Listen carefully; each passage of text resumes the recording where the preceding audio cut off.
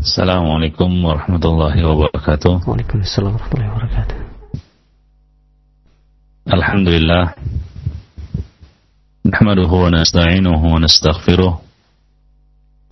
Wa na'udzu billahi min syururi anfusina wa sayyiati a'malina. May yahdihillahu fala mudhillalah wa may yudlil fala hadiyalah. Asyhadu an la ilaha illallah wahdahu la syarikalah wa asyhadu anna Muhammadan abduhu wa rasuluh. Ya ayyuhalladzina amanu ittaqullaha haqqa tuqatih wa la tamutunna illa wa antum muslimun. Ikhwatal iman, para pendengar yang berbahagia, alhamdulillah pada pagi ini kita dapat bertemu kembali di saluran yang berbahagia ini. Insyaallah kita akan meneruskan kajian kita membahas tentang al-kabair, yang mana pada pagi ini kita akan membahas al-kabiratu ats-tsalitsatu wal 'ishrun, dosa besar yang ke-23, yaitu as-sariqah, mencuri. Mencuri termasuk salah satu di antara dosa-dosa besar. Allah Subhanahu wa ta'ala telah mengharamkan dan melarang umat manusia dari perbuatan ini. Demikian juga Rasulullah sallallahu alaihi wasallam di dalam banyak hadis juga telah menjelaskan kepada kita bahwa termasuk salah satu di antara dosa yang mendatangkan akibat yang buruk di dunia dan di akhirat adalah mencuri.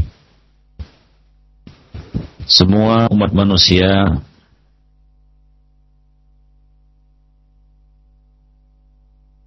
merupakan salah satu perbuatan yang tercela, dan pelakunya dianggap hina di tengah-tengah masyarakat. Syariat Islam yang mulia juga mengharamkan dan melarang perbuatan ini.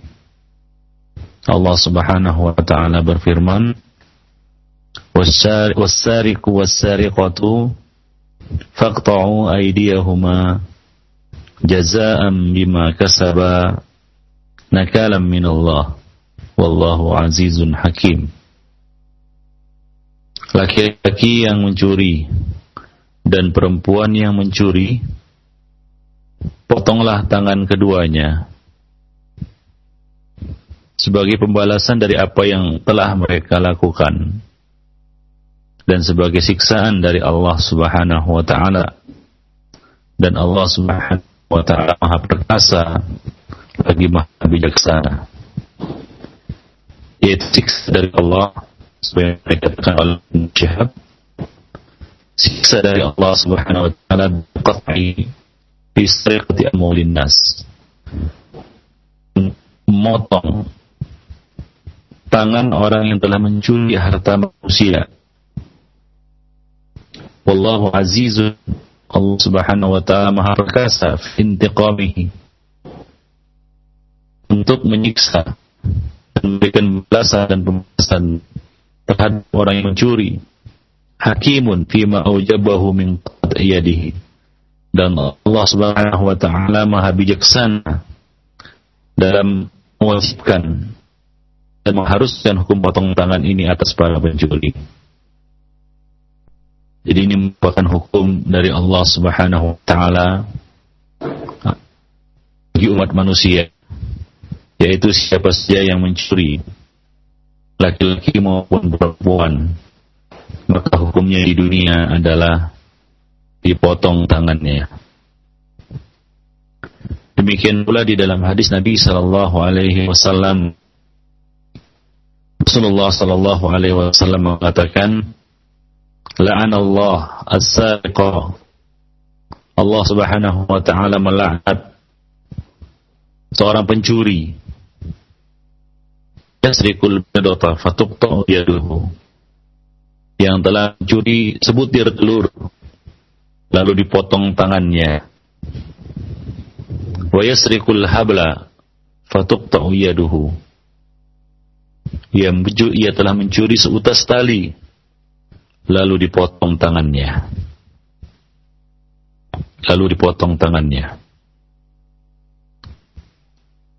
Ini merupakan dalil yang jelas dari Rasulullah SAW bahwa pencurian termasuk tindak kejahatan yang dijatuhi hukuman hudud atas pelakunya, yaitu dipotong tangannya. Demikian pula dalam riwayat yang lain, Rasulullah SAW telah menafikan kesempurnaan iman bagi orang yang mencuri. La yasrik hina yasrik wa huwa mu'minun. Dan tidaklah seorang mencuri sempurna imannya ketika dia mencuri. Tidaklah seorang yang mencuri sempurna imannya atau dalam keadaan mukmin yang sempurna imannya tatkala ia sedang dalam keadaan mencuri atau ketika dia mencuri. Jadi dalil-dalil tersebut baik dari ayat maupun hadis-hadis Rasulullah sallallahu alaihi wasallam menggolongkan as-sariqah atau pencurian termasuk salah satu di antara dosa yang besar karena diancam hukuman atas pelakunya di dunia maupun di akhirat. Di dunia maupun di akhirat. Mengenai mencuri itu sendiri, as-sariqah menurut bahasa adalah mengambil sesuatu milik orang lain, mengambil barang milik orang lain yang disimpan oleh pemiliknya atau disimpan oleh orang yang diamanahi oleh pemiliknya dan dia ambil itu secara sembunyi-sembunyi. Itu pengertian mencuri, yaitu mengambil secara sembunyi-sembunyi barang milik orang lain yang telah disimpan oleh pemiliknya atau disimpan oleh orang yang telah diamanahi oleh pemiliknya. Itu adalah pengertian mencuri. Ya, dan para ulama juga telah sepakat bahwa hukuman mencuri ini adalah potong tangan. Nah, ini merupakan hukum Allah Subhanahu wa taala.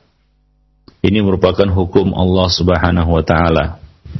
Hukum Islam terhadap siapa saja yang mencuri, sebagaimana ayat yang kita bacakan tadi dalam surat Al-Maidah ayat 38. Allah Subhanahu wa taala mengatakan was-sariqu was-sariqatu faqta'u aydiyahuma. Laki-laki dan perempuan yang mencuri, potonglah tangan keduanya. Dan Rasulullah sallallahu alaihi wasallam juga bersabda, tuqta'ul yadu fi rub'i dinar fasaidan. Hukum potong tangan ini diterapkan pada pencurian. Ya, pencurian barang senilai 1/4 dinar atau lebih. 1/4 dinar atau lebih. Jadi ini adalah hukum syariat. Tidak boleh kita katakan atau termasuk mengolok-olok syariat, kita katakan bahwa hukum potong tangan ini adalah hukum barbar. Sebagaimana anggapan sebahagian orang yang beranggapan atau menganggap bahwa hukum potong tangan terhadap pencuri adalah hukum barbar, hukum yang sadis, mengerikan. Ya, hal senada juga mereka lontarkan ketika mengomentari hukum qisas terhadap orang yang telah membunuh satu jiwa tanpa hak. Nah, kita katakan bahwa ini adalah hukum Allah, dan Allah Subhanahu wa taala telah menyatakan di dalam kitabnya ketika menutup ayat surat Al-Maidah ayat 38 tadi, wallahu azizun hakim. Allah Subhanahu wa taala Maha perkasa lagi Maha bijaksana. Yaitu Allah Subhanahu wa taala hakim, bijaksana fima aujabahu min qat'i yadi as-sariq. Dalam menetapkan hukum potong tangan atas para pencuri. Banyak sekali hikmah dari hukum hudud ini jika dilakukan dan diterapkan oleh manusia, di mana ya tidak akan ada orang yang terlintas dalam benaknya untuk melakukan pencurian. Ya, karena tentunya tangannya itu lebih berharga daripada 1/4 dinar. Ya, tangan yang kita miliki ini sangat berharga. Tentunya dia tidak akan membuang-buang tangannya itu hanya karena mencuri barang yang senilai 1/4 dinar atau lebih. Nah, jika hukum Islam ini diterapkan, niscaya tidak ada satu orang pun yang tersirat dalam benaknya, terlintas dalam pikirannya untuk melakukan tindakan pencurian. Sebagaimana kalau diterapkan hukum qisas, maka manusia pasti akan menghargai nyawa dan jiwa orang lain. Ya, dia tidak akan semena menumpahkan darah dan jiwa orang lain. Nah, ini merupakan hikmah dari hukum hudud yang Allah Subhanahu wa taala wajibkan atas umat manusia. Ya, seandainya mereka mau melakukannya. Kalau kita lihat sekarang ini penjara yang penuh dengan para pencuri, perampok, penjamret, pencopet dan sejenisnya, ya, itu disebabkan tidak ditegakkannya dan tidak diterapkannya hukum Allah Subhanahu wa taala di dalam bab pencurian ini. Ya, di dalam bab pencurian ini. Pencurian itu sendiri dapat digolongkan menjadi dua macam. Ada dua macam pencurian. Yang pertama adalah pencurian yang wajib dihukum ta'zir. Pencurian yang wajib dihukum dengan hukuman ta'zir. Yang termasuk dalam kategori ini adalah pencurian yang belum memenuhi syarat-syarat ditegakkannya hudud. Ya, Rasulullah SAW pernah memutuskan untuk melipat gandakan denda dan hukuman bagi pencuri yang tidak sampai dihukum potong tangan. Contohnya, ia mencuri buah yang masih berada di pohon misalnya, ya, atau pencuri kambing di tempat gembalaan, ya, atau mencuri barang yang belum sampai, ya, nilainya 1/4 dinar. Karena untuk hukum potong tangan ini, ya, tidak boleh dilakukan kecuali jika telah memenuhi syarat-syarat dan tidak ada penghalang jatuhnya hukum tersebut. Di antaranya adalah barang yang dicuri adalah barang yang berharga dan disimpan oleh pemiliknya. Ya, dipagari, disimpan, dikunci oleh pemiliknya. Yang kedua, barang yang dicuri itu telah sampai nisab pencurian, yaitu rubu'u dinar. Nah, ini berdasarkan hadis Rasulullah SAW yang kita sebutkan tadi, ya, la tuqta'u yadus sariqi illa fi rubu'i dinar fasa'idan. Tidak dipotong tangan pencuri yang mencuri, ya, kecuali dia telah mencuri barang yang seharga 1/4 dinar atau lebih. Ya, 1/4 dinar atau lebih. Itulah nisab barang curian. Kemudian yang ketiga, adanya tuntutan dari orang yang dicuri barangnya, yaitu orang yang dicuri barangnya menuntut si pencuri ini. Jadi harus ada tuntutan, ya, dari orang yang dicuri barangnya. Nah, kemudian pengakuan, yang keempat pengakuan sebanyak 2 kali atau persaksian 2 orang saksi. Nah, kemudian yang terakhir hilangnya syubhat-syubhat, ya, yang mengaburkan, ya, kasus ataupun masalah tersebut. Ya, jadi ini merupakan syarat-syarat ditegakkannya hukum hudud, yaitu potong tangan bagi para pencuri. Ikhwani fiddin, para pendengar yang berbahagia. Adapun pencurian yang belum memenuhi syarat-syarat tersebut, maka pencurian itu dijatuhi hukuman ta'zir. Ya, bukan berarti tidak ada hukumnya. Dalam hal ini waliul amri boleh menjatuhkan hukuman ta'zir atas pelakunya. Ya, hukuman ta'zir atas pelakunya. Sebagaimana Rasulullah pernah menjatuhkan denda yang berlipat ganda bagi pencuri yang tidak sampai dijatuhi hukum potong tangan. Ya, diriwayatkan dari Abdullah bin Amr bin As, bahwa Rasulullah SAW ketika ditanya tentang pencurian buah yang masih berada di pohon, beliau menjawab, "Man asaba bifihi bin dihajah ghairu muttakhidin khubnatan fala syai'a alaih, wa man kharaja bi syai'in minhu fa alaihi gharamah mithlaihi wal uqubah, wa man saraqa minhu syai'an ba'da ay yu'wiyahu al-jarin fabalagha saman al-mijan fa alaihi al-qata'." Nabi SAW mengatakan, barang siapa mengambil kurma atau buah dari pohon untuk sekedar dimakan karena ia membutuhkannya, misalnya dia lapar, dia lihat ada buah, dia makan karena lapar, ya karena dia membutuhkannya, dan tidak memasukkannya ke dalam pakaiannya, itu tidak membawanya pulang keluar dari kebun, maka tidak ada hukuman baginya.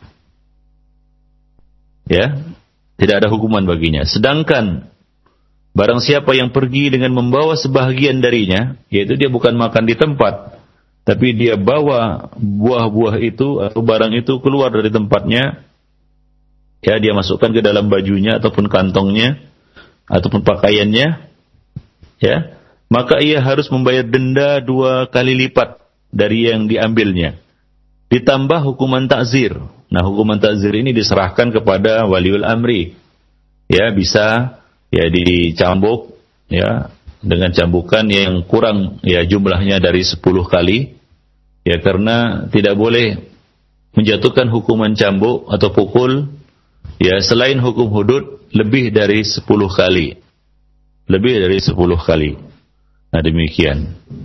Nah, adapun barang siapa yang mencuri buah yang telah disimpan di dalam wadah, ya, serta mencapai harganya sebuah perisai, ya, yaitu harga buah yang diambilnya yang telah disimpan, ya, buah yang telah diturunkan dari pohonnya kemudian disimpan oleh pemiliknya, lalu dia ambil buah itu dari tempat penyimpanannya, dan buah yang diambilnya itu harganya ya senilai ya sebuah perisai, ya, fabalagha samanal mijan, ya, perisai kira-kira 1/4 dinar, ya, maka tangannya harus dipotong, kata Nabi. Fa'alaihil qata'. Tangannya harus dipotong. Jadi di sini Rasulullah sallallahu alaihi wasallam ya membuat perincian tentang orang yang mencuri atau mengambil barang milik orang lain. Karena tidak semua yang dikatakan mencuri itu dijatuhi hukum potong tangan. Ada yang sama sekali tidak dikategorikan sebagai mencuri. Ya, misalnya seorang yang mengambil buah dari pohonnya, ya karena lapar, karena dia ingin makan, maka ini tidak dikatakan mencuri. Ya, ini tidak, asalkan dia tidak membawanya keluar dari kebun, ya, dari pagar ataupun dari tempatnya. Nah, yang kedua adalah orang yang tidak sekedar memakan, tapi dia mengambilnya dari pohon, kemudian menyimpannya dalam pakaiannya atau karungnya atau kantungnya atau sakunya atau pakaiannya, lalu dia bawa keluar, ya, dan dan dia bawa keluar, maka ia dikenakan denda, ya, dia dikenakan denda, yaitu dia harus membayar 2 kali lipat dari harga buah yang telah diambilnya tadi. Nah, kemudian, ini juga diserahkan kepada waliul amri, boleh lebih dari 2 kali lipat. Nah, Rasulullah minimal ya menyuruhnya untuk membayar denda 2 kali lipat. Kemudian ditambah hukuman ta'zir. Hukuman ta'zir ini diserahkan kepada waliul amri. Bisa berupa hukuman cambuk, bisa juga dipenjara misalnya. Nah kemudian